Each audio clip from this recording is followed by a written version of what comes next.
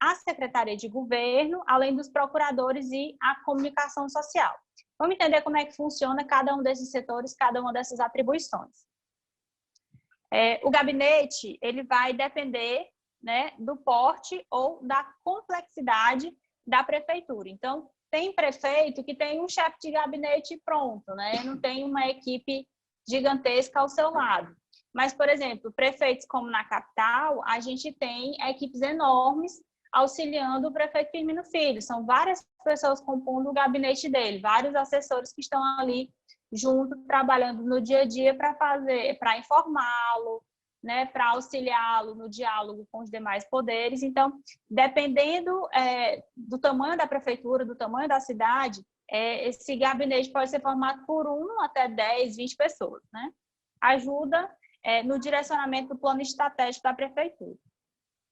A Secretaria de Governo, ela geralmente tem um papel político-administrativo. Por quê? Porque ela está não só dentro das questões da gestão, mas também fazendo esse diálogo com outros poderes. O secretário de governo ele é uma figura muito importante e é considerado o secretário mais próximo do prefeito, e também até a nível estadual. Os secretários de governo eles estão nesse diálogo constante com o legislativo, que no caso do município é a Câmara de Vereadores, no diálogo com o setor empresarial, no diálogo com o próprio governo do estado, no diálogo com o Ministério Público. Então, além da função administrativa de realmente estar informando o prefeito, repassando essas informações do dia a dia, como é que está sendo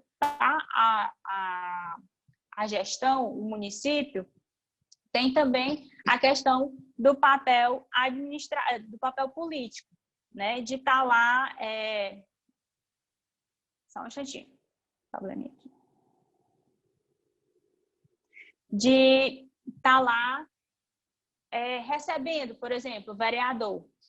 A gente tem, agora nesse processo de eleição, a gente está numa pré-campanha meio Covid aí, então, um pouquinho antes dessa pandemia iniciar, a gente teve uma troca importante, por exemplo, na prefeitura de Teresina.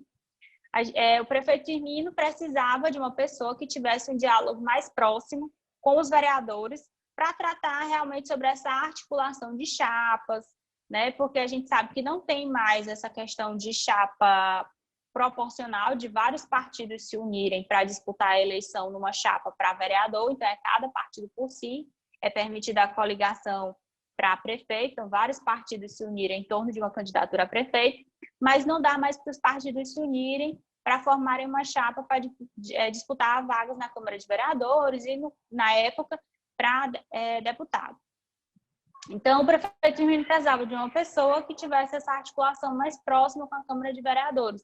E quem foi que entrou? O secretário Fernando Said, que estava na Secretaria de Comunicação, ele já foi vereador do município de Teresina e é considerado uma pessoa que tem realmente um trato mais próximo com os vereadores até para fazer essa articulação. Então, quando a gente ainda tinha uma realidade sem pandemia, então era realmente o Fernando que estava fazendo esse diálogo. Hoje ele ainda trabalha nesse diálogo, mas só que ele já está...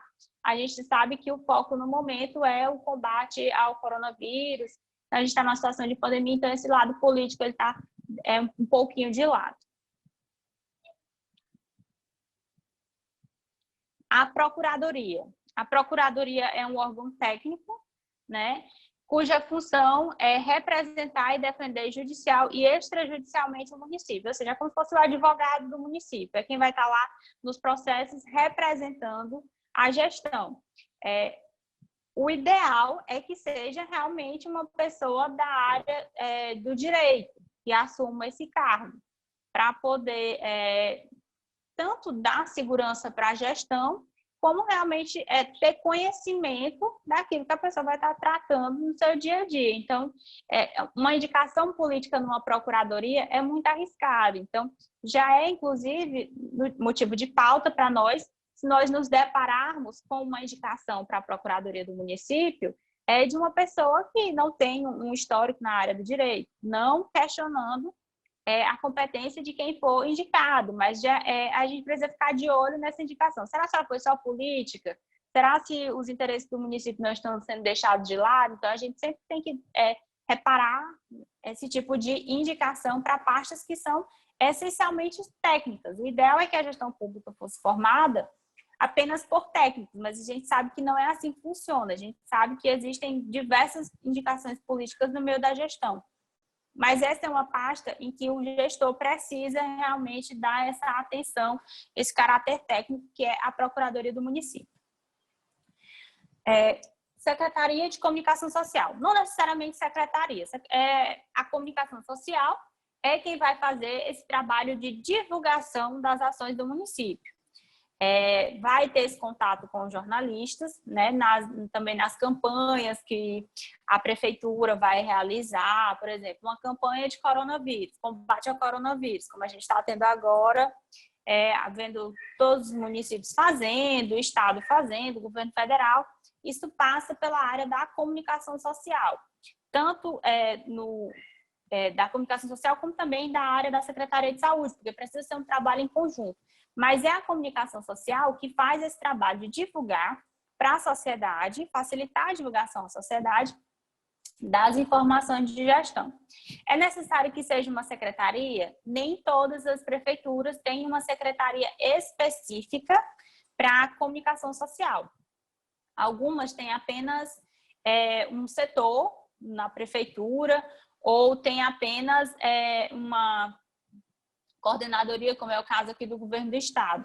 Então, o governo do Piauí, ele trabalha com uma coordenadoria de comunicação social. Já a prefeitura de Teresina tem uma secretaria, a SENCOM, que é Secretaria de Comunicação Social. Algumas prefeituras é só realmente uma pessoa que é responsável por acompanhar o dia a dia do prefeito e as ações da gestão, para poder estar divulgando, seja num site ou repassando releases para a imprensa. E fazendo também esse contato, apesar de no Piauí não existir muito isso de forma...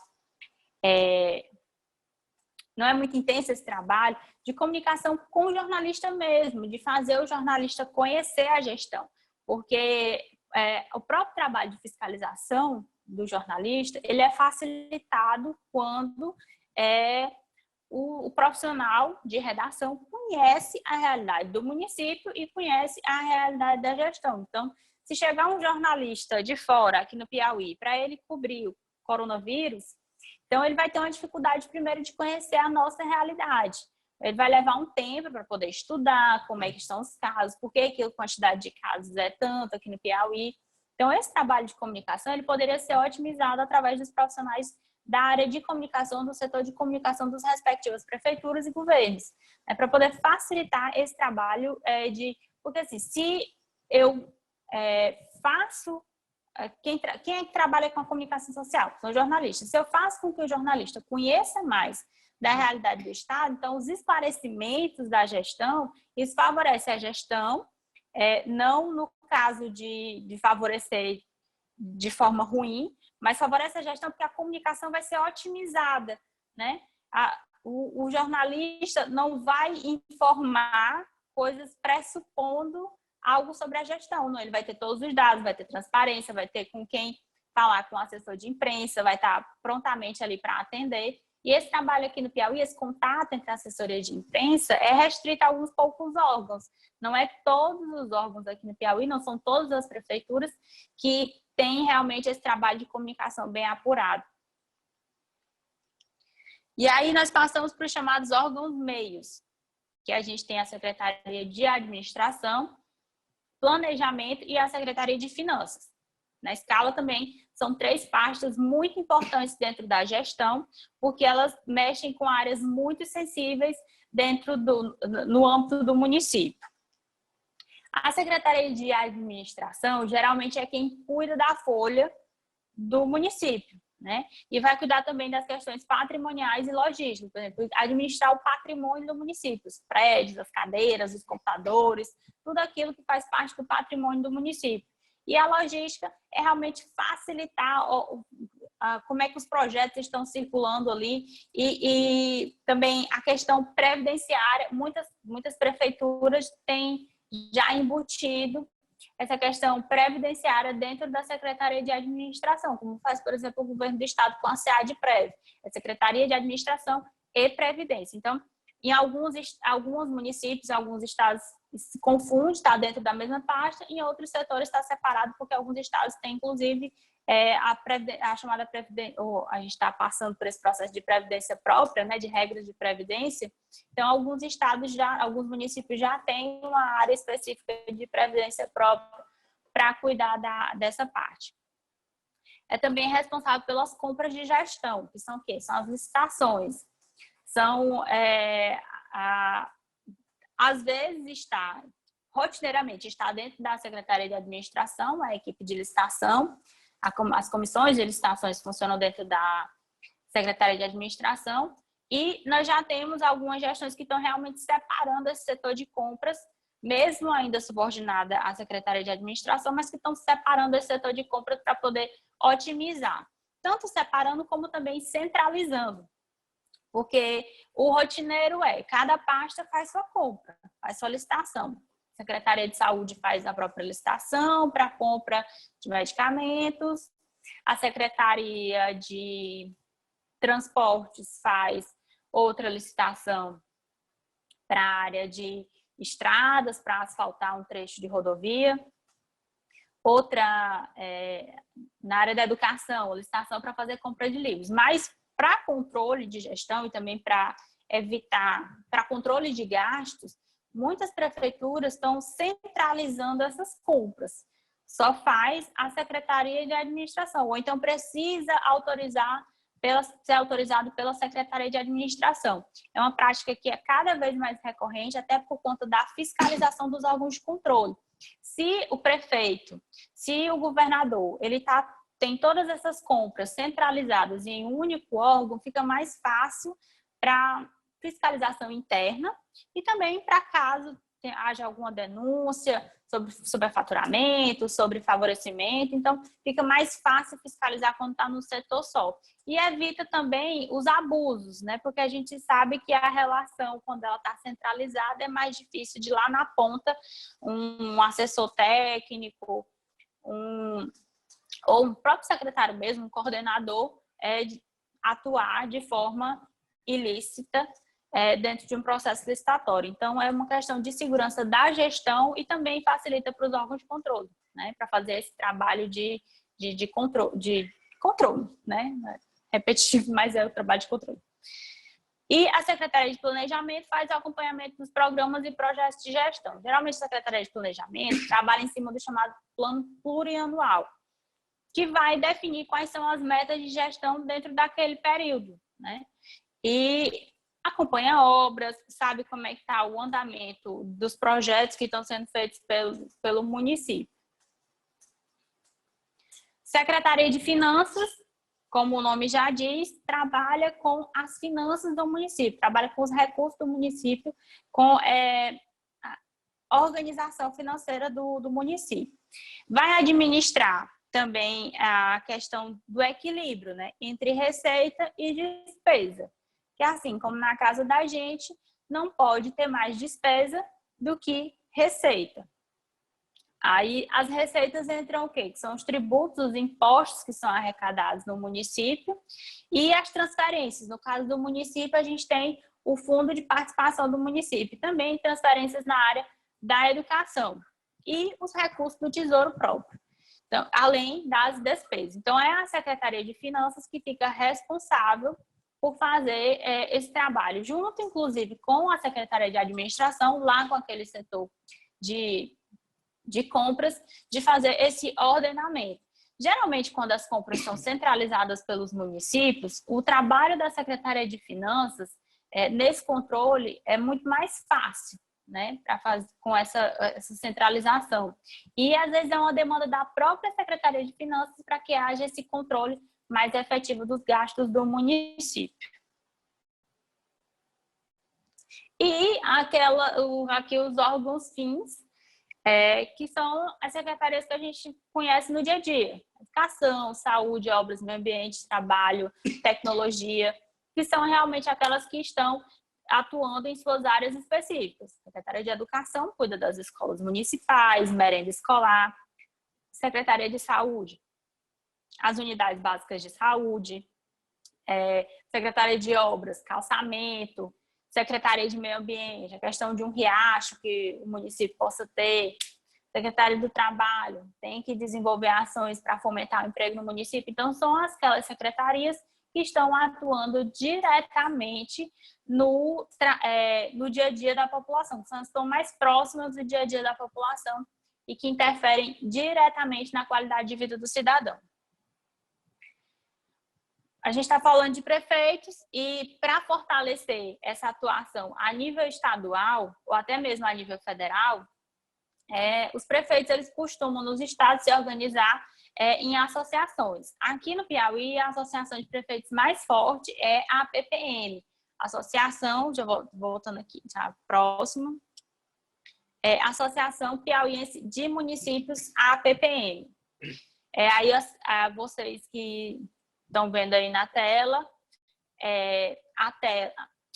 a sede da APPM, que fica ali no bairro São Pedro, na Zona Sul de Teresina, e o prefeito Jonas Moura, que é prefeito, quem é que vai acertar aí primeiro? Ele é de que cidade? Prefeito Jonas. O Alisson falou que é o prefeito de Água Branca, ele tá certo? Quem discorda do Alisson? Quem concorda? Quem discorda? Alguém vai discordar do Alisson ou ele está certo? A Andressa está dizendo que é o prefeito de Água Branca. Meu Deus, está tão quente que o gelo do meu copo já desmanchou. Eu coloquei no início da aula e já desmanchou. Então, é o prefeito realmente de Água Branca, o prefeito Jonas. Ele é o atual presidente da APPM. E aí, a gente já entra no poder executivo nos estados. Que nos 26 estados no Distrito Federal, quem é o chefe do executivo? O governador. Então, que ele vai atuar com o auxílio dos secretários de Estado. Assim como na prefeitura, o gestor trabalha com o auxílio de secretários, de uma equipe, porque o prefeito sozinho não vai dar conta do município, né? Ele não tem como estar...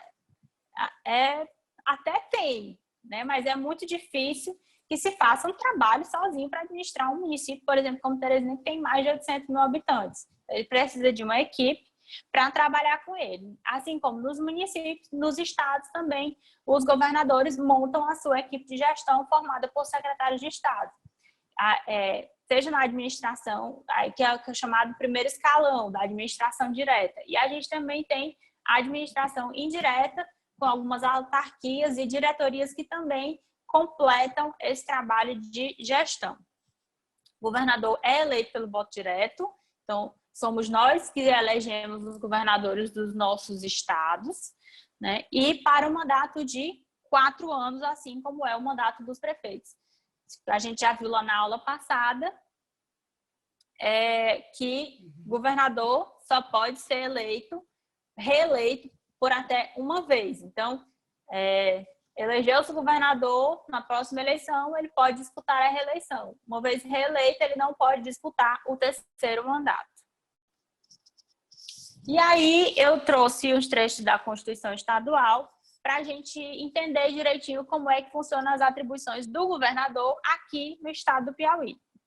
Não difere muito de outros estados, mas eu trouxe especificamente o caso da Constituição do Piauí para a gente entender como é a realidade do nosso estado. O governador e o vice, no caso, vice-governador aqui no Piauí, eles tomaram posse onde? Na Assembleia Legislativa. Depois que eles são eleitos, declarado o resultado pelo Tribunal Superior Eleitoral, pelo TRE, então eles são o quê? Diplomados, numa cerimônia realizada pela Justiça Eleitoral. A diplomação acontece antes da posse, então uma vez diplomados, eles recebem a autorização para serem empossados pela Assembleia Legislativa, né? E durante a posse, eles prestam compromisso de defender e cumprir a Constituição, tanto federal como estadual, observando as leis e prover o bem geral do povo piauiense. Além disso, sustentar a autonomia e integridade dos estados, porque, de acordo com a Constituição Federal, os estados são autônomos. Parágrafo único. Se decorrido 10 dias da data fixada para a posse do governador ou vice-governador, salvo motivo de força maior não tiver assumido, este será declarado vago pelo presidente da Assembleia. Ou seja, deu o dia da posse, né? Vamos tomar, por exemplo, aqui o governador Joãozinho. Digamos que o Joãozinho foi eleito, chegou o dia da posse do Joãozinho e... Joãozinho não, Joãozinho é nome de político. Mas se bem que quase tudo é nome de político. Me deu uma ideia de nome. Mário, pronto. Estou vendo aqui um livro na minha frente, é o nome do Mário. O governador Mário foi eleito e passou-se 10 dias do dia que ele tinha que ser empossado na Assembleia, ele não apareceu. Então, o cargo dele vai ficar vago. A Assembleia Legislativa vai declarar que o cargo de governador do estado está vago. E, caso o cargo fique vago, aí a gente já tem no artigo 98 da Constituição que, ou no caso de vacância, ou impedimento do governador e do vice-governador, quem é que vai ser chamado para assumir? Aí a gente tem uma ordem para assumir. O primeiro deles a gente tem a chefia do Poder Executivo, aí depois tem o presidente da Assembleia Legislativa. Depois do presidente da Assembleia Legislativa, o presidente do Tribunal de Justiça do Piauí. Exatamente. Então, isso acontece, inclusive, quando há viagens. O governador precisa viajar. Aí, a vice-governadora também precisa viajar. Quem é que vai assumir, quem é que vai ser o governador em exercício, vai ser o presidente da Assembleia Legislativa do Piauí, né? E digamos que o presidente da Assembleia Legislativa também precisa viajar. Aí quem assume é o presidente do Tribunal de Justiça do Piauí. A gente teve, inclusive, um caso recente, acho que ano passado, que... Foi ano passado? Não lembro. Só sei que quem era o presidente que tinha viajado, eu sei que foi parar no Dias Toffoli. O presidente tinha viajado, vice-presidente, presidente da Câmara, presidente do Senado. Foi o Toffoli que assumiu? Quem foi a presidente? Foi a Carmen Lúcia, pronto, desculpa. Ainda era a Carmen Lúcia. Assumiu como presidente, porque a chefia do Poder Executivo já estava ficando vaga em todos os seus níveis, né? Então, quem foi assumir foi a presidente do Supremo Tribunal. Então, no caso do Piauí, funciona do mesmo jeito. Não tem o governador, vai a vice. Não está a vice, vai o presidente da Assembleia. Não vai o presidente da Assembleia, vai o presidente do TJ. Inclusive, vamos para a nossa primeira questão, que é super fácil. Anotem a primeira pergunta. Todo mundo pronto? Papel e caneta na mão. Essa é simples. Acho que vai ter gente até soprando aqui nos nossos comentários. Presidente da Assembleia Legislativa, quem é? Né? O atual presidente da Assembleia Legislativa do Piauí. E quem é atual presidente do Tribunal de Justiça do Piauí. Então, primeira questão, quem é o atual presidente da Assembleia Legislativa e quem é o atual presidente do Tribunal de Justiça do Piauí. Essa é fácil, dada. Né? Pesquisa rápida, a gente descobre. De acordo com a Constituição, o governador do estado deve residir na capital. Então, o governador do Piauí tem que residir na capital do Piauí, que vem a ser Teresina. Então, pela Constituição, você tem que ser governador. Repetir, por favor. A Juliana está pedindo para repetir a pergunta. É isso, Juliana? Você quer que eu repita a pergunta? Exatamente, a Juliana quer que eu repita a pergunta. Eu vou repetir só mais dessa vez. Então, você que está aí, corre para pegar a caneta, você que também não anotou e está esperando o vídeo ser colocado no YouTube, então se liga. Quem são? Primeiro, quem é o atual presidente da Assembleia Legislativa do Piauí? Quem é o deputado que é o atual presidente da Assembleia Legislativa do Piauí? E quem é o presidente do Tribunal de Justiça do Piauí? São os dois que estão ali na linha sucessória, caso o governador e a vice-governadora não estejam aptos no momento, ou estejam viagem, certo? Teve gente que soprou, depois vocês vão ver, né? A resposta aí eu disse que estava dada, só não disse que ia ser dada por vocês, né? Mais um que soprou. Quem quiser a resposta está nos comentários. Então, vamos lá. Outro ponto. Além de residir na capital, o governador não pode ausentar-se do estado por mais de 15 dias consecutivos, nem do país por qualquer prazo, sem prévia autorização da Assembleia Legislativa do Piauí, sob pena de perda de mandato. Ou seja, o governador Wellington Dias não pode simplesmente comprar uma passagem de avião, ir para os Estados Unidos, passar lá 20 dias. Ele não pode fazer isso, mesmo que seja por uma viagem oficial. Mesmo que ele esteja indo para um evento de diplomatas, não, vai conversar com Donald Trump, vai pegar o avião e vai passar 20 dias. Ele não pode simplesmente fazer isso. Ele precisa primeiro enviar um pedido de autorização para a Assembleia Legislativa do Piauí e justificar a viagem. Olha, eu quero viajar, eu tenho uma viagem para os Estados Unidos, eu vou participar. Deixa eu ver aqui a pergunta. Eu vou ver no final, mas eu vou ver logo, porque eu sou ansiosa. Isso acontece na prática ou é só teoria? No caso, o quê? A autorização para viajar? Se for autorização para viajar, acontece, porque ele não pode. Isso. Acontece, porque às vezes o governador ele precisa fazer essas viagens, ele vai participar de encontros, vai... Por exemplo, o Wellington viaja muito para apresentar projetos. Antes da pandemia, ele viajava muito para apresentar projetos para investidores internacionais.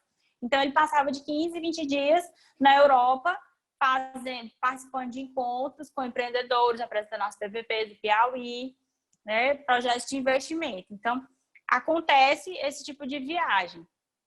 Tanto para fora do Piauí, para ir para Brasília, para ir para outro estado, como para ir para fora do país. Então, e sim, ele precisa cumprir, porque senão ele pode perder o mandato, né? Se ele se ausentar e não justificar. Então, ele precisa apresentar, levar uma mensagem ao legislativo, pedindo autorização. Olha, eu fui convidado para participar de um encontro de empresários para apresentar a PPP do Centro de Convenções nos dias tais e tais, no congresso tal, né? Aí vai chegar na Assembleia e vai passar todo o rito. Comissão de Constituição e Justiça vai ser lido na mesa. Isso depois a gente vai chegar, os ritos como é o caminho de um projeto lá na Assembleia. Mas vai passar nas comissões até chegar em plenário e ser aprovado. E se a Assembleia recusar, né, ele não tem como viajar. Mas, geralmente, como são viagens de interesse do Estado, acontece de os deputados aprovarem esse tipo de viagem. Dificilmente uma viagem é negada pelo Legislativo ao governador, né, porque, geralmente, são viagens que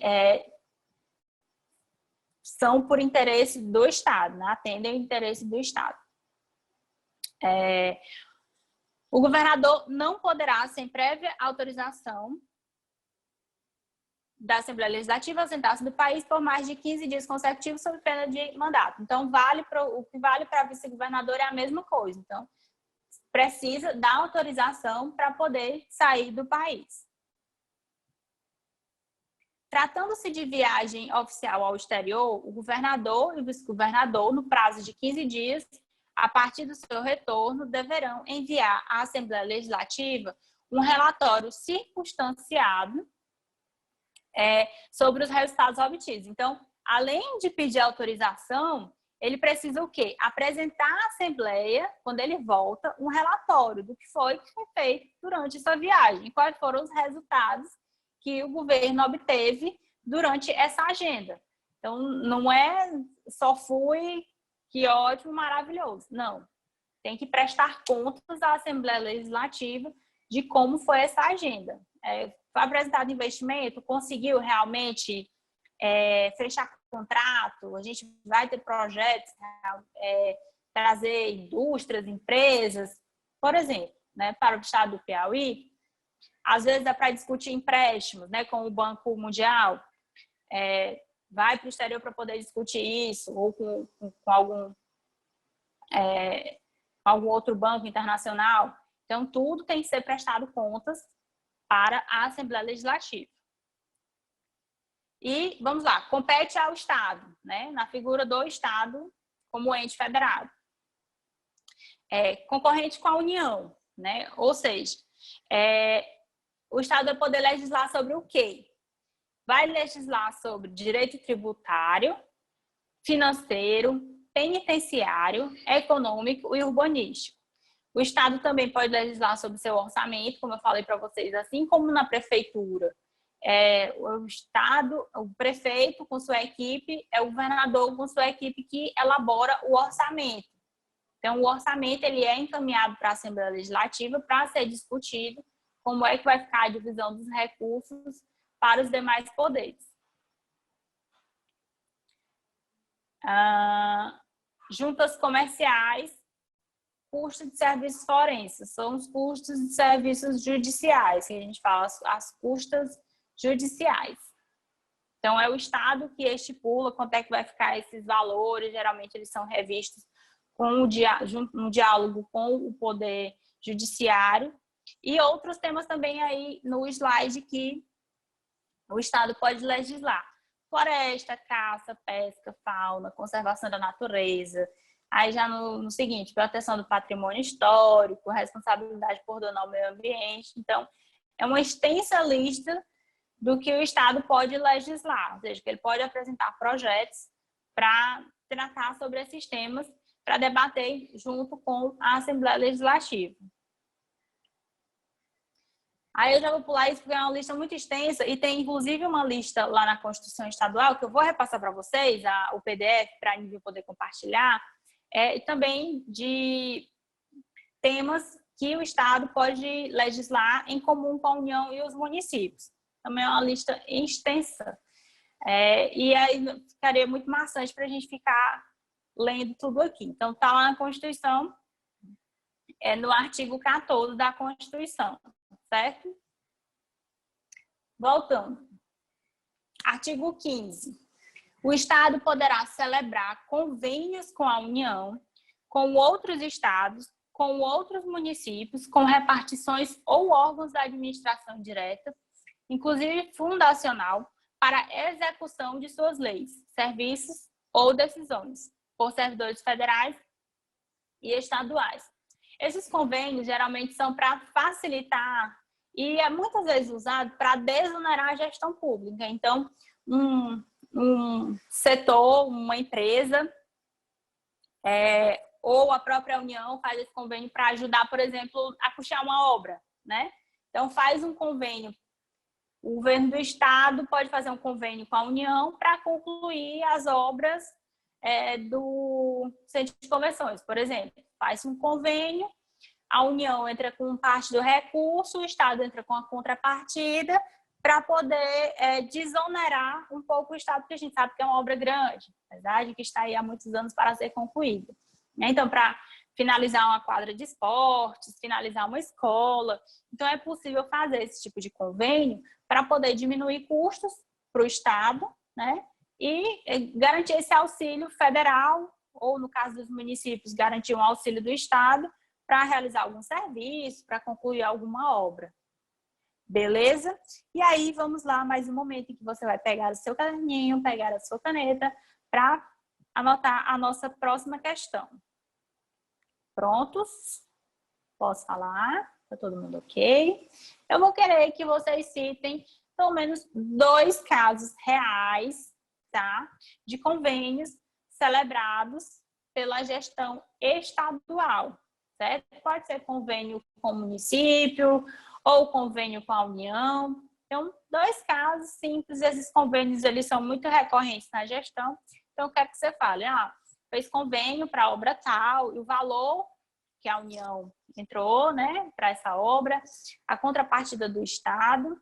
Então, todos os detalhezinhos sobre esse convênio, a fonte desses recursos, quanto mais detalhes você puder colocar na sua resposta, melhor, beleza? Posso passar? Alguém quer que eu repita? Alguém não pegou do começo? De toda forma, vai ser repassado para nível as questões, mas é bom que você já vai, ao final da aula, né? Já vai, repete, por favor, o Gabriel está pedindo. Então, Gabriel, e para quem está precisando também anotar, eu preciso que vocês... Ah, porque cortou, né? Beleza. Então, vocês vão pesquisar 2 convênios firmados pela administração estadual, ou seja, pelo governo Wellington Dias, pelo governo do Piauí, convênios que foram firmados ou com a União, ou com municípios, ou com alguma entidade.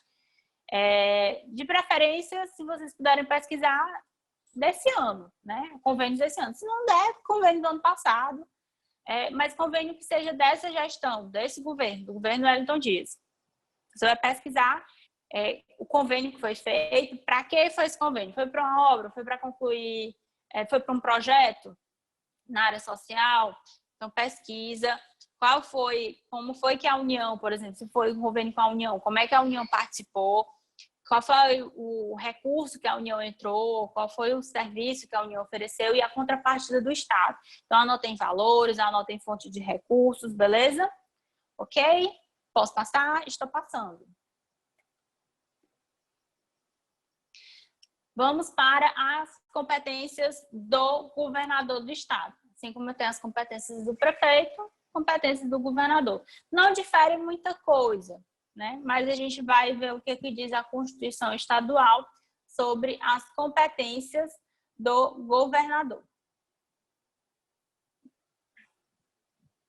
Primeiro, artigo 102 da Constituição Estadual, exercer a chefia do Poder Executivo. Então, o chefe do Poder Executivo é o governador. Isso já ficou bem claro. Executar políticas estaduais na forma da lei, visando a realização dos objetivos do Estado. Esses objetivos do Estado, eles precisam estar traçados no início da gestão, ou pelo menos seguir o plano plurianual que é debatido com o legislativo, proposto pela gestão e debatido com o legislativo. Assim como o prefeito... Tem alguém riscando a minha tela? Assim como o prefeito, o governador vai representar, o prefeito representa o município, o governador representa o Estado nas relações políticas e nas jurídicas administrativas, quando por lei esta competência não for atribuída a outros órgãos. Então, quem representa o Estado é o governador. Então, em algumas questões, se você for falar sobre o Estado, você pode sim utilizar o governador como responsável, né, pelaquela ação. O Estado e o governador, ele como chefe do executivo, ele por momentos se confunde, certo? Nomear e exonerar os secretários de Estado. Beleza?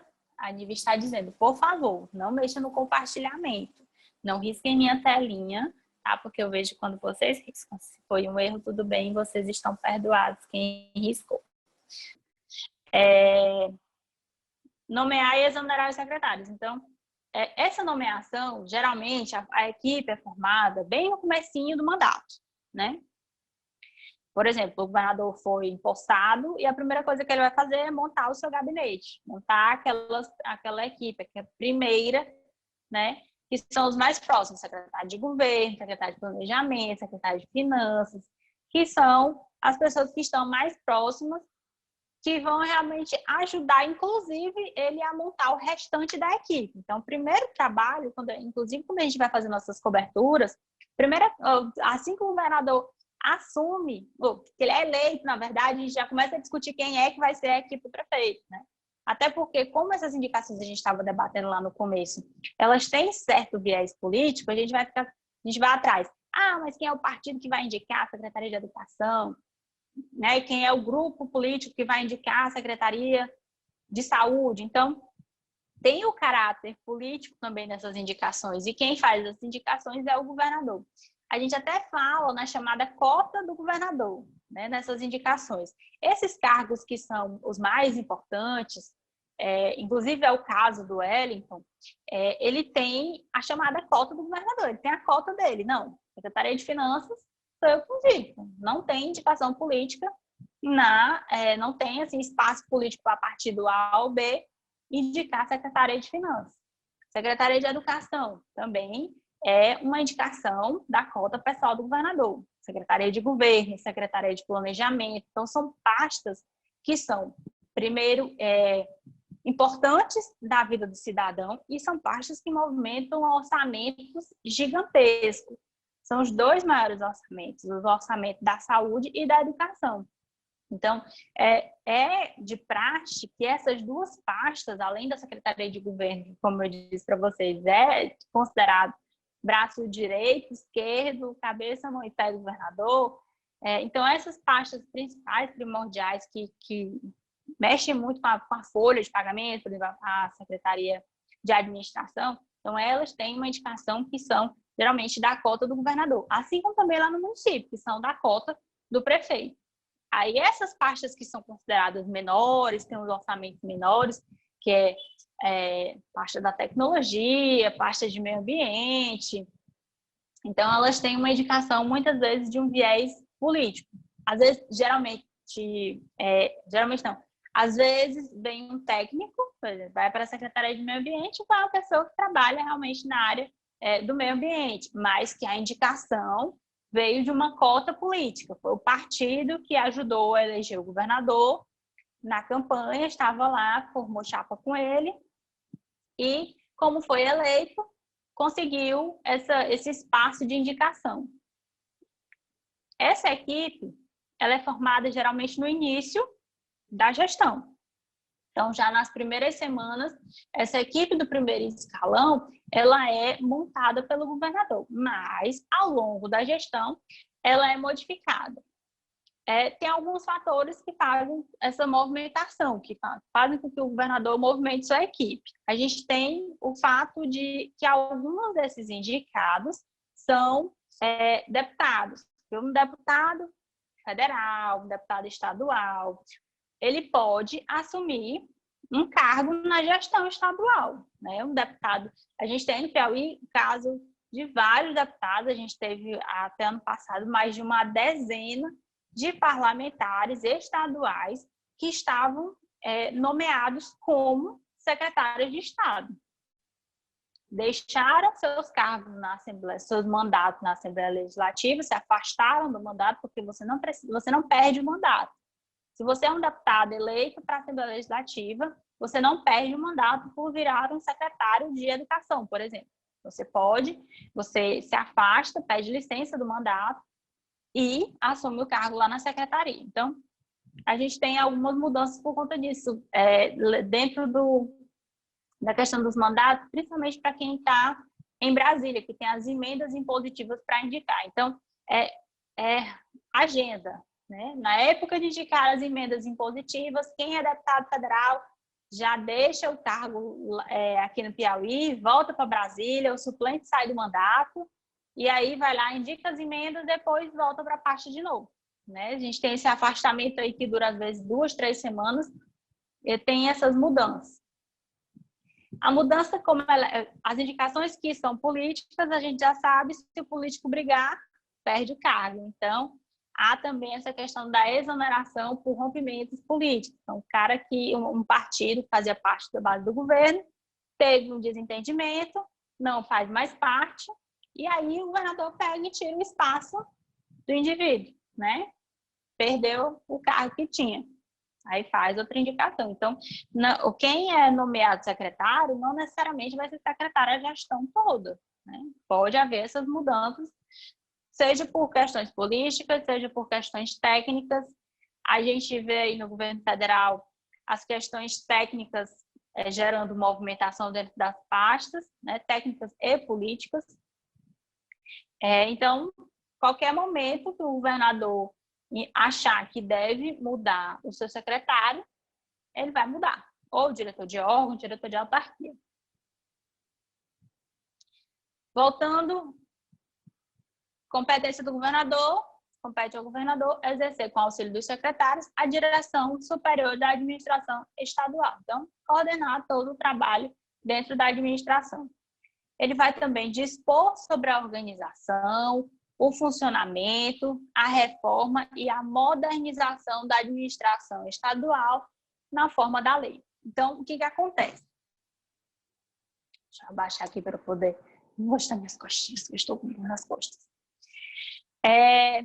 Reforma, funcionamento da máquina. A gente tem um discurso que é recorrente sobre o tamanho da máquina pública, o excesso de secretarias, o excesso de coordenadorias, não só aqui no Piauí, mas em diversos estados. Não é um caso exclusivo do Piauí. Isso acontece em muitos lugares do Brasil, não só nos estados, mas também nas prefeituras.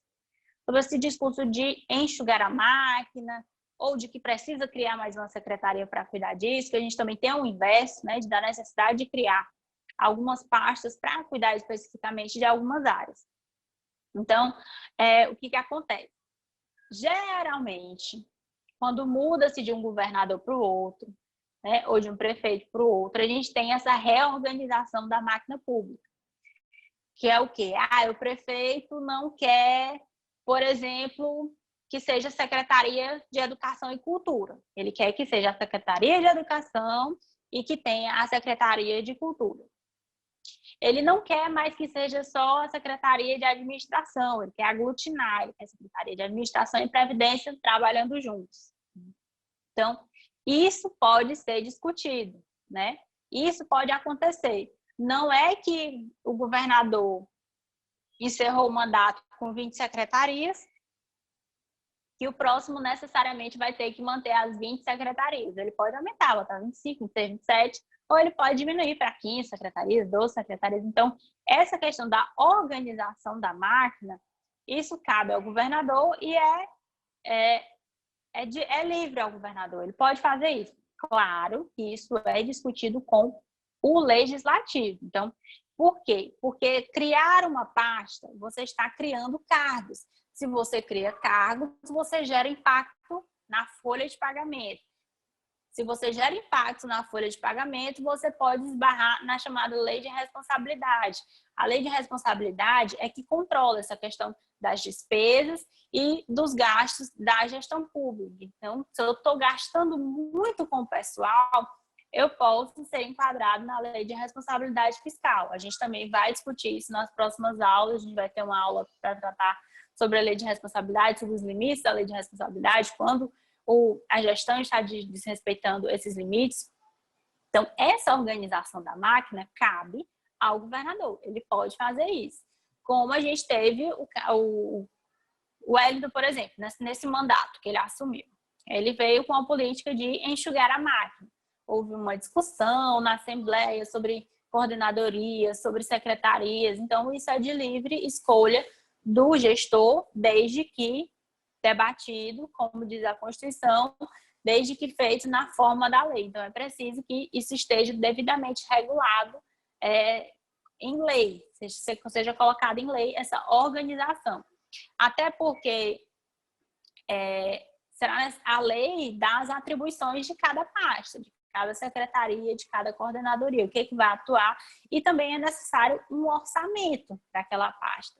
Então, se eu crio uma área nova dentro da gestão, eu preciso direcionar o orçamento para aquela pasta, porque para ela trabalhar precisa ter recurso. Então, é preciso que haja uma lei que normatize essa área da gestão que vai ser criada, e para poder determinar a questão do orçamento, quantos cargos essa pasta vai ter. Então, isso tudo pode ser discutido, não necessariamente a máquina que era da gestão anterior, precisa ser a mesma. E dentro do mandato, isso pode ser feito também dentro do mandato, pode-se criar secretarias dentro do mandato, pode-se excluir secretarias dentro do mandato, sim, não tem imposição sobre a questão do período para isso. Beleza? E vamos a mais uma questão. Ok? Todo mundo pegou o lápis, eu vou beber um gole d'água para vocês anotarem.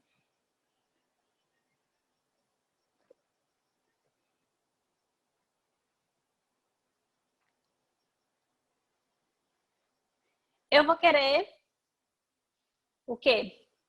3 pastas ou secretarias né, pastas ou secretarias que foram criadas na gestão Wellington Dias. Pode ser uma coordenadoria, beleza? Ou um órgão. Então, você vai pesquisar 3 pastas ou coordenadorias ou órgãos criados nesta gestão do governo Wellington Dias. Beleza? Preciso repetir? Vou passar. Já no ponto seguinte, propor a criação ou a extinção de entidades da administração direta, que era aquilo que a gente já estava... administração indireta, que é aquilo que eu já falei. Ele tem liberdade para criar ou extinguir esses espaços dentro da gestão. Nomear e exonerar os presidentes e os diretores de empresas públicas e de fundações mantidas pelo Estado, observado o disposto nesta Constituição. Prover ou declarar a vacância dos cargos públicos na forma da lei. Iniciar o processo legislativo na forma e nos casos previstos nesta Constituição. Fundamentar circunstanciadamente os projetos de lei que remetem à Assembleia Legislativa. Então, por exemplo, quando o governador ele encaminha um projeto à Assembleia Legislativa, ele tem que justificar. Ele não pode simplesmente apresentar o projeto e não dizer por que ele está apresentando aquele projeto. Mas tem lá o líder do governo tem lá os deputados da base do governo que vão justificar lá no plenário, fazer seus discursos, apresentar durante as reuniões. Não, tem que respeitar o rito, a formalidade. Então, todos os projetos, eles precisam ser fundamentados. Os projetos, as mensagens, precisam trazer. Então, se você for lá na página do processo legislativo, na Assembleia Legislativa do Piauí, na página da Assembleia, e der uma lida num projeto, numa mensagem encaminhada pelo governador, você vai ver que logo no começo vai ter lá uma justificativa do governador de por que ele está enviando aquele projeto lá para casa legislativa. Ele pode convocar o governador, ele pode convocar a Assembleia Legislativa em caso de urgência e de interesse público relevante. Ou seja, por exemplo, nesse caso da pandemia, né? Se o governador precisar convocar a Assembleia Legislativa para tratar de alguma questão específica, já que nós estamos em uma situação de calamidade, o governador tem essa autonomia para convocar a Assembleia de forma extraordinária para discutir essa questão. O governador também ele tem o papel de sancionar, promulgar e fazer publicar as leis, bem como expedir decretos e regulamentos para a sua fiel execução. Antes da gente iniciar aqui a live, eu estava acompanhando a live do governador, anunciando as novas medidas do governo com relação ao isolamento social. Como é que funciona esse processo dos decretos do governador? Ele primeiro precisa o quê? Aprovar uma lei na Assembleia que o permita agir por decreto durante a calamidade pública. Então, lá no comecinho, ele encaminhou um projeto para a Assembleia Legislativa, um projeto de lei, que foi aprovado, lhe autorizando a agir por decreto, conforme as necessidades durante esse período de pandemia. Então, o que ele faz agora? Ele pode, através desses decretos, como ele vem fazendo, decretar a lei seca, né?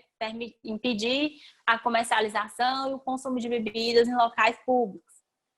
Como ele vem fazendo, ele está fechando barreiras, tá? Colocando barreiras sanitárias. Então, depois de aprovada essa lei, o governador está tendo como editar estes decretos, publicá-los e prorrogar, que foi o caso que aconteceu hoje. Os decretos de isolamento social foram prorrogados pelo governador até o dia 7 de julho.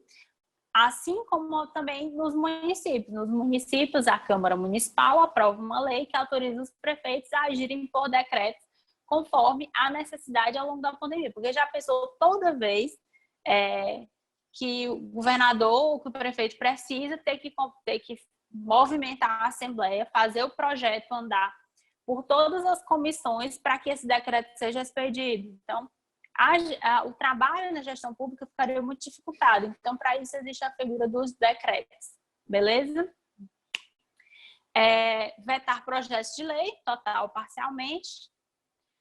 Então, a Assembleia aprovou um projeto de lei, mas o governador não concorda com aquilo ali. Então, ele pode vetar aquele projeto ou só um artigo do projeto, né?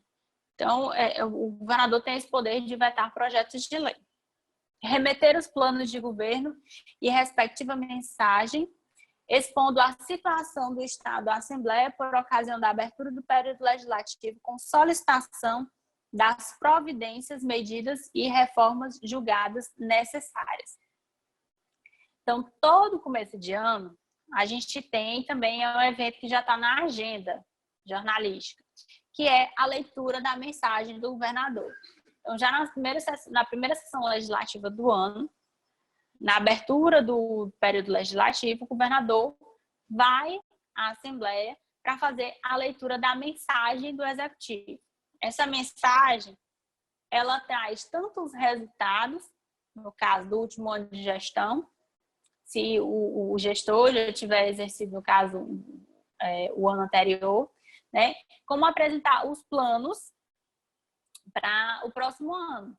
Então, é um momento ali em que o gestor faz uma prestação de contas. O governador se apresenta diante do legislativo os números obtidos, as ações, os resultados das ações obtidas pela gestão pública, como também apresenta diretrizes e metas para o ano que está se iniciando. Então, é um evento da agenda e é um evento que costuma ser muito prestigiado. A gente até brinca assim nos bastidores que geralmente o ano, é o momento do ano em que o plenário da Assembleia está lotado, porque ao longo do ano é muito difícil a gente ver o plenário da Assembleia Legislativa realmente com quórum completo. E também é momento para protestos de oposição, né? Às vezes a oposição não comparece e é um ato político ali demonstrando realmente como o parlamentar é contrário à gestão, seja do governador, seja do prefeito, que também existe essa mesma cerimônia no âmbito municipal e também existe no âmbito federal, lá no Congresso, com o presidente da República. Ainda tenho 20 minutos, é isso. Estou vendo aqui meu relógio, ainda tenho 20 minutos de aula, porque depois as perguntas, né? Seguindo, governador, compete a ele enviar à Assembleia Legislativa os projetos relativos aos planos plurianual, às diretrizes orçamentárias, ao orçamento anual e créditos adicionais. Então, reforçando, o governador, ele encaminha o plano plurianual e as diretrizes orçamentárias. Essas diretrizes orçamentárias, que é a nossa próxima questão. Peguem os papéis, canetas, por favor. Eu vou querer que vocês verifiquem no orçamento que foi aprovado no ano passado, para o ano de 2020, que vocês vejam quanto ficou definido para os poderes legislativo, judiciário, para o Ministério Público e para o TCE. Pegaram? Vejam no orçamento aprovado no ano passado para o ano de 2020, quanto ficou previsto o orçamento para poderes legislativo, poder judiciário, Ministério Público e TCE. Vou repetir pela terceira e última vez, depois só para eu pegar com a Nívia. Consultem o que foi aprovado do orçamento no ano passado para o ano de 2020, quanto foi aprovado para Legislativo, Judiciário, Ministério Público e TCE. Passando, quem anotou pegou, quem não anotou, só amanhã com a Nívia. Compete ao governador prestar anualmente à Assembleia Legislativa, dentro de 60 dias após a abertura do período legislativo, as contas referentes ao exercício anterior e apresentar os relatórios sobre a execução dos planos de governo. Então, o governador, ele presta contas ao legislativo. É a Assembleia que aprova as contas de governo da gestão estadual. Certo? Então, essa prestação de contas tem que ser feita 60 dias após a abertura do período legislativo.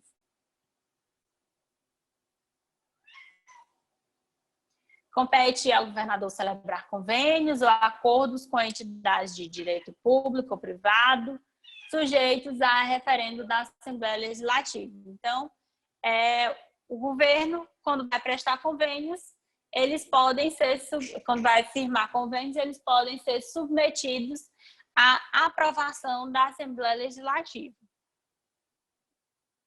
Contrair empréstimos externos ou internos e fazer operações de acordos externos de qualquer natureza, após a autorização da Assembleia Legislativa, observando o disposto na Constituição Federal.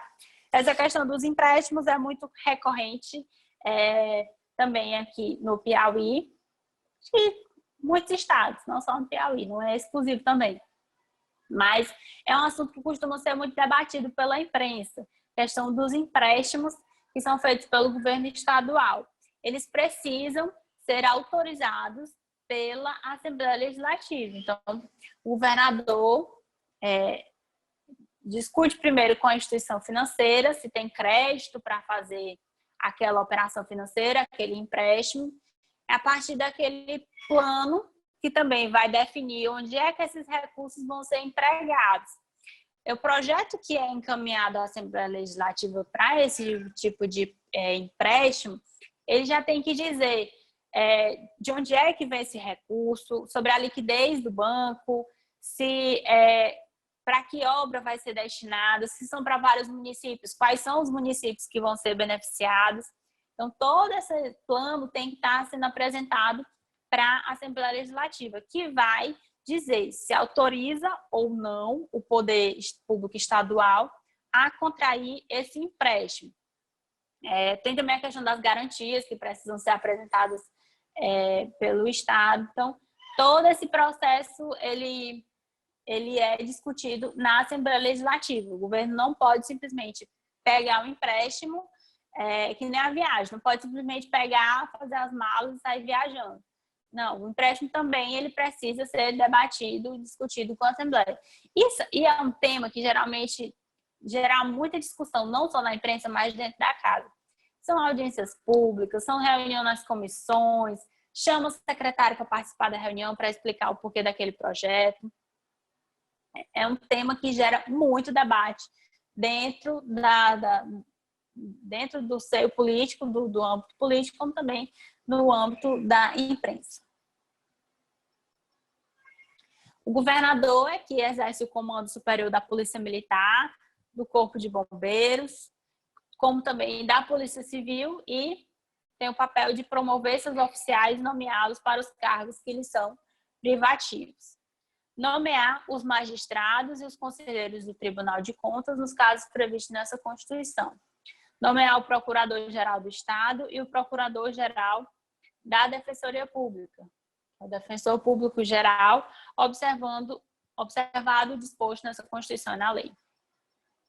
O governo tem também que prover o repasse até o dia 20 de cada mês dos recursos correspondentes à dotação orçamentária compreendidos em créditos suplementares especiais destinados aos órgãos do Poder Legislativo, Judiciário, Ministério Público e Defensoria Pública, que são os recursos que são aprovados no orçamento. Então, tem que passar esse chamado duodécimo para os poderes, porque são esses recursos que ajudam a custear o dia a dia desses poderes. Então, se atrasa o duodécimo, é problema para a gestão pública que vai ser cobrado, para o Estado que vai ser cobrado, e é problema para os poderes que vão enfrentar dificuldades para cumprir com as suas atividades, pagar seus fornecedores, pagar pessoal. Então, esses recursos precisam ser passados de acordo com a Constituição Estadual até o dia 20 de cada mês.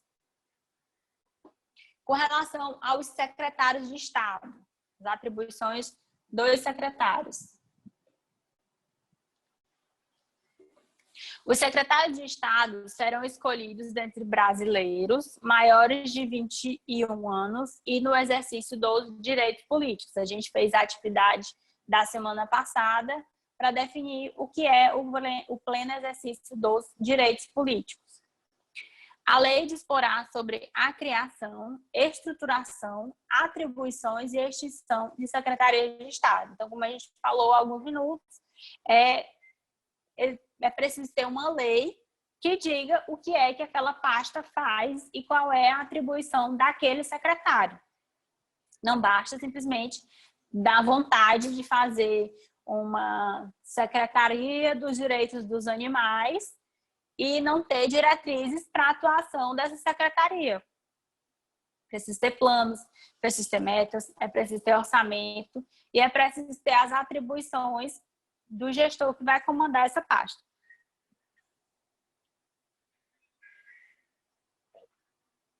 Estou bebendo.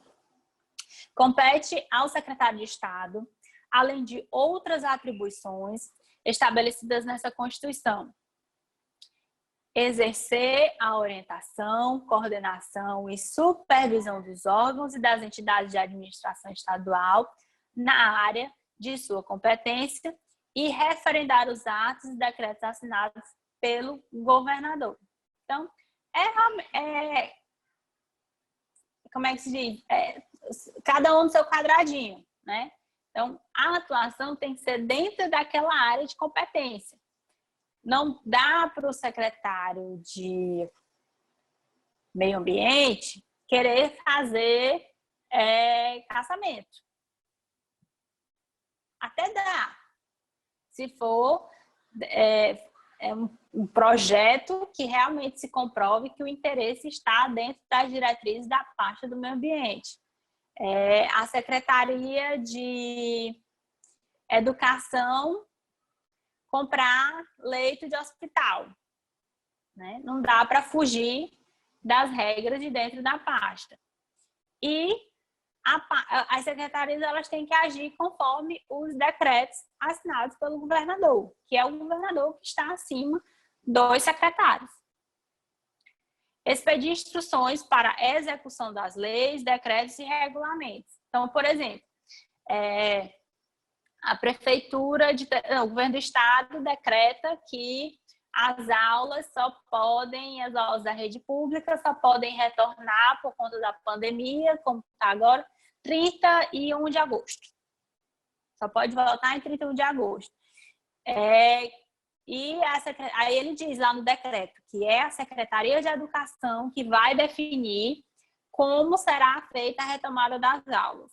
Então, é a Secretaria de Educação que vai lá expedir, né, um decreto para poder dizer, a gente vai voltar só com 50% dos alunos.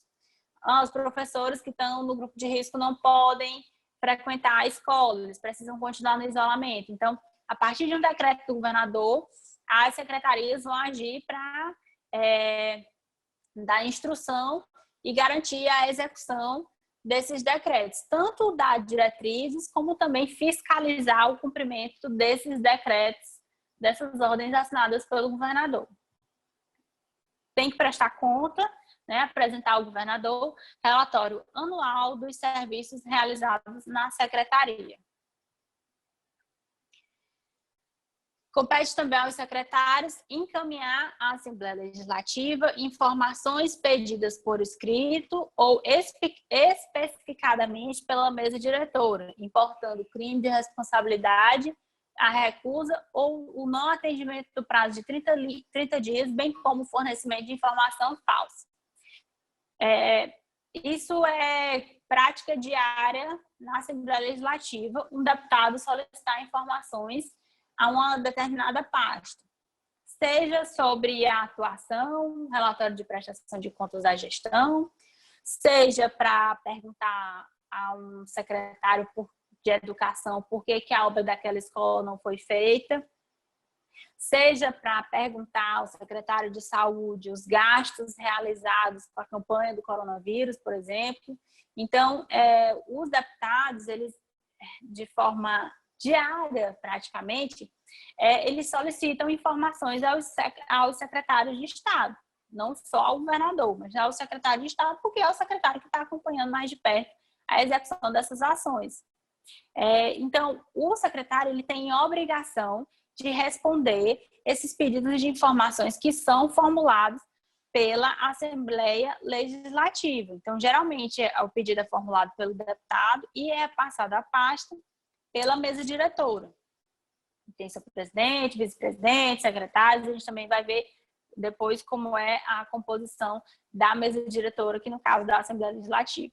Então, o secretário, se ele recebeu um ofício da Assembleia pedindo informação, ele tem que repassar sobre pena de estar cometendo crime de responsabilidade por não repassar essas informações ou por apresentar informações falsas.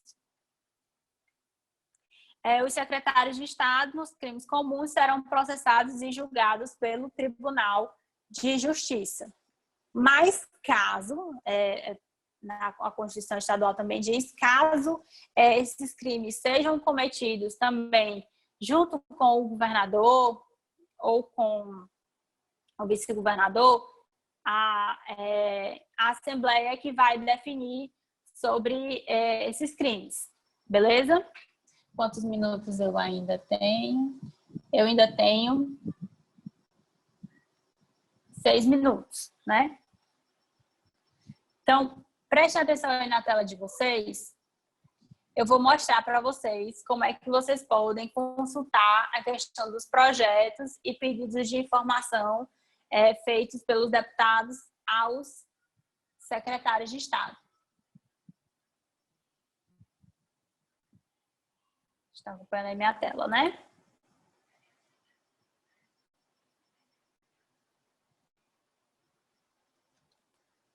Você vai acessar o site da Assembleia Legislativa, esse alep.pi.gov. Graças a Deus está no ar, para a gente poder passar as informações. Aí aqui em cima tem esse topinho aqui.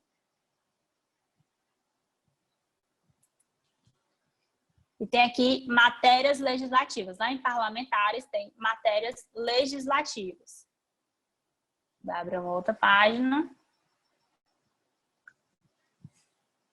Aí você vai fazer aqui, nova pesquisa. Porque ele vem numa ordem aqui, esses primeiros aqui, vocês vejam, processo de 2013. A gente vai fazer a pesquisa para encontrar os mais recentes. Aí você vai digitar aqui o ano de 2020.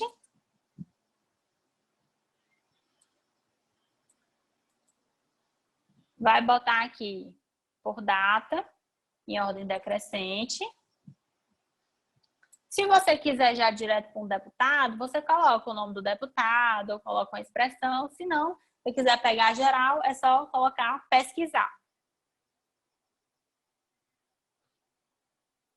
Aí aqui a gente tem os projetos que foram apresentados do mais recente para o mais antigo. O primeiro já é um projeto do governo. Aí você clica aqui em cima, vai abrir. Aí você vai poder ver a mensagem completa. Aí. Mensagem número 21, que é do governador do estado, gabinete do governador. Tá vendo ali? GG. Não é gospel, é gabinete do governador. Então tá aí, ele faz lembra da justificativa que eu falei? Aí, ó, tá aqui assinada pelo governador. A justificativa que o governador fez. Esse projeto trata do quê? Da antecipação de um feriado, né? Que antecipa para o dia 15 de maio o feriado do Dia do Piauí, que é o esforço aí de reduzir os dias úteis por conta da pandemia.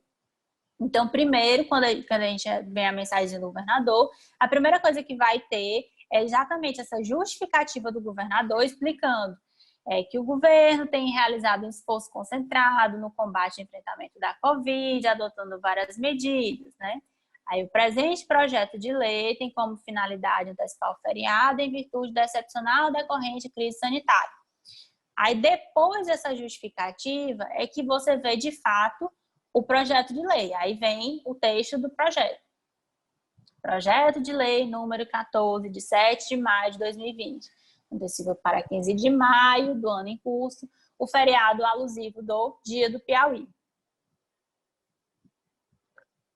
Aí, esse projeto aqui, ele vai tramitar na Assembleia. No caso aqui, esse aqui já foi aprovado, o feriado já foi antecipado, né? A gente já o teve na semana passada. Deixa eu só voltar aqui.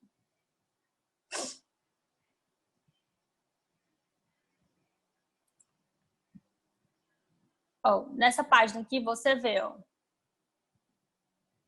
proposta autuada, data de tramitação, última data de tramitação, 12 de maio. Encaminhada à diretoria legislativa para providência. Aí aqui tem outro projeto, só para vocês verem aqui a diferença. Aqui no caso, esse projeto do deputado Francisco Costa, tá aqui o autor. Aí qual foi a última atuação? Concedido pedido de vista ao senhor deputado Gessivaldo Isaías. A gente depois, quando a gente estiver na parte de legislativa, a gente vai ver isso mais detalhado. Belezinha? Já podem ir anotando as perguntas de vocês. A gente já está entrando aí nos nossos 10 minutos finais. Já vê logo aqui os bate-papos. Me façam perguntas.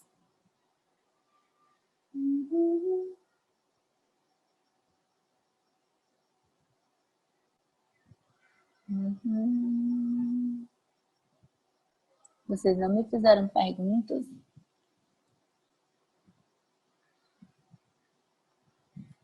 O Diego perguntou assim, vamos supor que ele faça uma viagem, passou 25 dias, ele poderá ser exonerado do cargo imediatamente ou ele passará por uma audiência na Assembleia?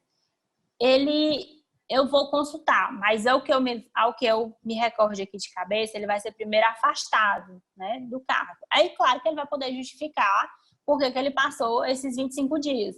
Mas ele vai ser primeiro afastado do cargo e depois vai ser aberto um processo. Eu vou verificar isso direitinho, como é que funciona esse processo na Constituição, sobre a questão da ausência do governador.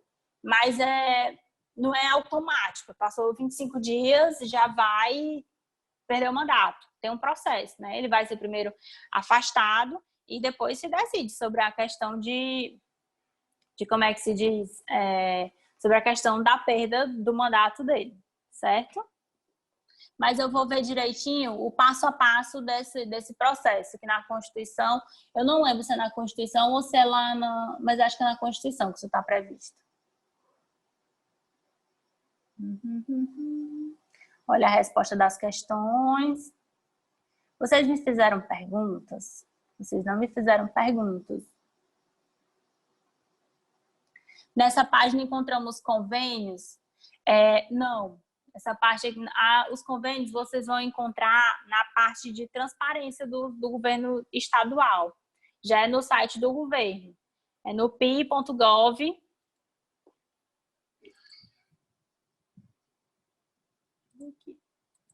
O endereço direitinho para vocês. É pi.gov.br, o site do governo do estado, que vocês vão fazer a pesquisa sobre os convênios. Lá na parte de transparência.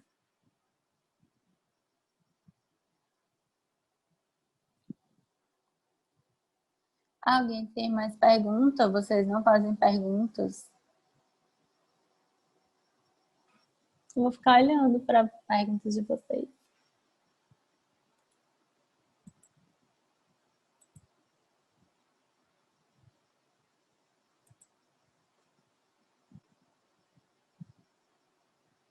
Silêncio.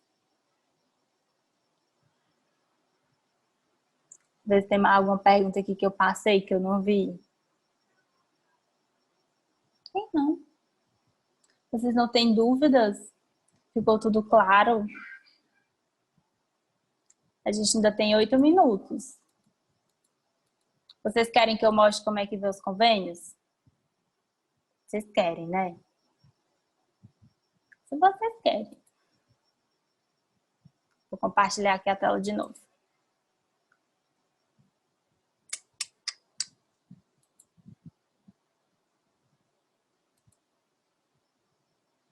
Quem é que está de anfitrião para me colocar para poder compartilhar a tela de novo?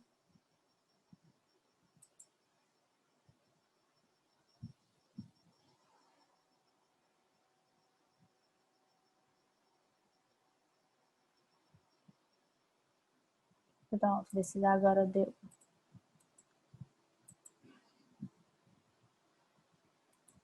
Vou tentar de novo. Não está indo.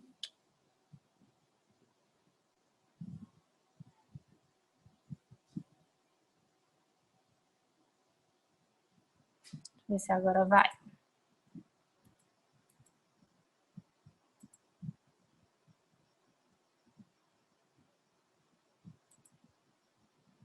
Não está mais compartilhando minha tela.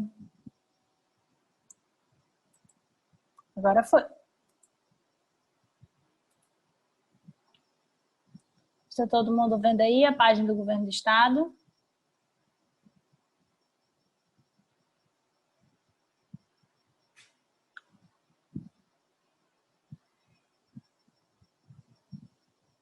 Ó, vocês vão abrir a página do Governo do Estado e vem aqui no finalzinho, ó.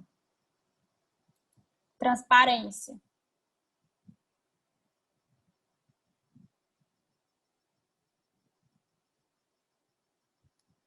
Eu espero que esteja no ar, porque esse site ele vive saindo do ar. Mas me parece que vai carregar.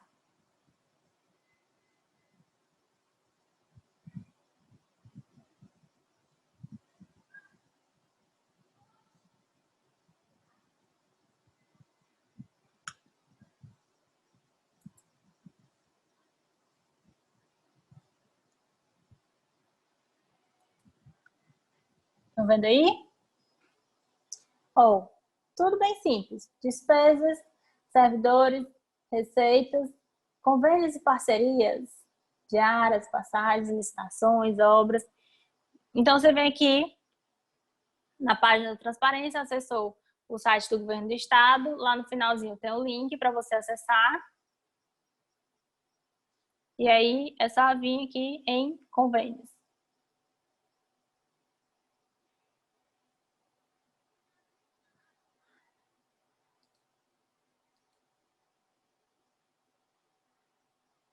Aí nós temos a lista dos convênios.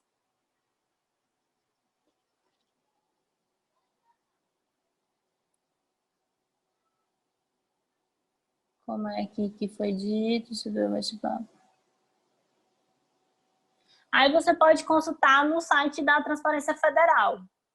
Mas aí já aproveita que está no ar, no finalzinho da aula, já dá uma olhadinha logo, faz a consulta rápida. Aí você já vai ver os valores aí, ó, tá tudo especificado. Ó, por exemplo, esse convênio aqui.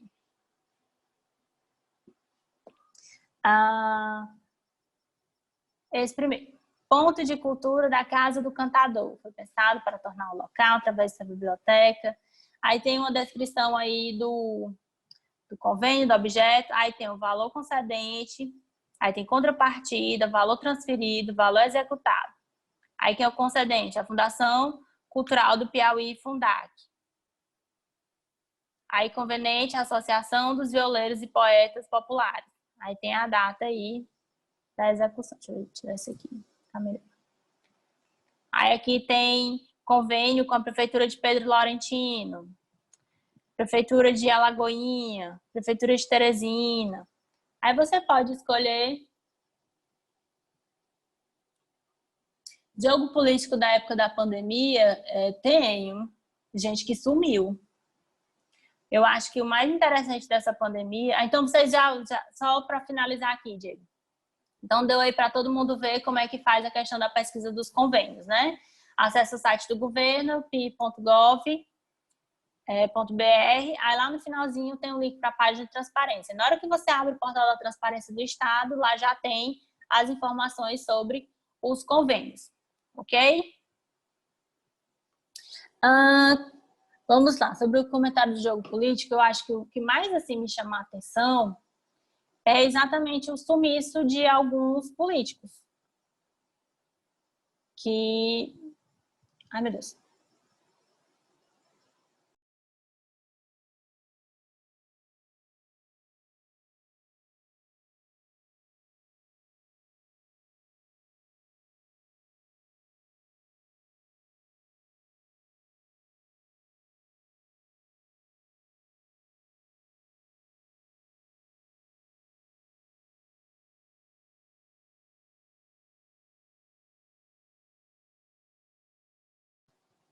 Agora estão me ouvindo?